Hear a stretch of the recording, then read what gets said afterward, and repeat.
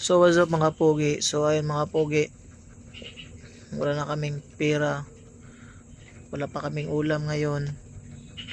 So iwan ko mga pogi kung saan kami kukuha ng ano ng pera para pang ulam. Kasi nga wala kaming pera mga pogi. So ito. So ito lang mga pogi yung pera namin.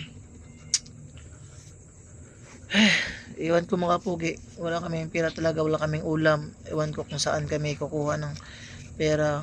Tapos mayroon pa bukas. So yung bigas namin hindi na talaga aabot ng Friday. So iwan ko kung saan kami kakain.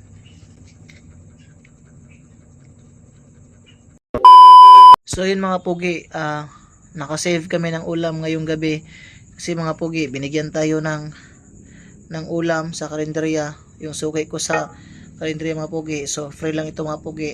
Tapos sinabihan ako mga pugi na kumain na ba daw kami, sabi ko hindi pa. So yun, binigyan kami mga pugi ng ulam. Tapos mga pugi, meron pa kaming ulam kaninang umaga, bulad. Ano? So yan, bulad mga pugi. So yung gatas mga pugi, hindi natin 'yung gagalawin kasi nga para bukas yun, para makasave tayo mga pugi. So survive naman mga pugi. So salamat po. What's up mga pugi? So ayun mga pugi, so tapos na kaming kumain mga pugi. So yung ulam na yung mga pugi is pakbit, tapos bulad, suka.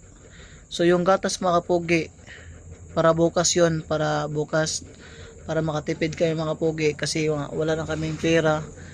So kasi nga wala akong bonus na matatanggap bukas, kasi nga bagong employee lang ko sa LGU.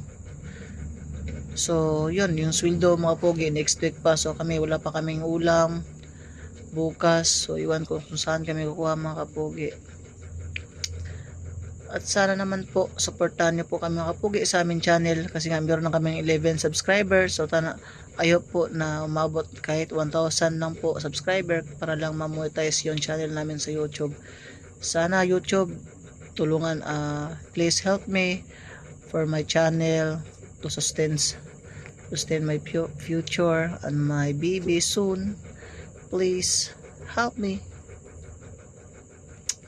So yun mga kapugi, kan lang yung video natin kasi nga matulog na kami. So kahit yung mga kapugi, so hindi tayo urong sa ating hirap ng buhay. Kahit mahirap ang ating buhay, so patuloy pa rin tayong tatayo hanggang mabuo natin yung pangarap natin mga pogi. So kahit wala kaming ulam or bukas walang makain, pero mga pogi, nandyan naman yung Diyos na tutulong sa amin mga pogi. So yung mga pogi, binigyan kami ng ulam. So yun, plano yung ng Panginoon sa amin na bumalik kami para mag-serve sa Kanya. So yun mga pogi, yun lang yung video for today. So matulog muna kami mga pogi. At siyempre, see you in my next video.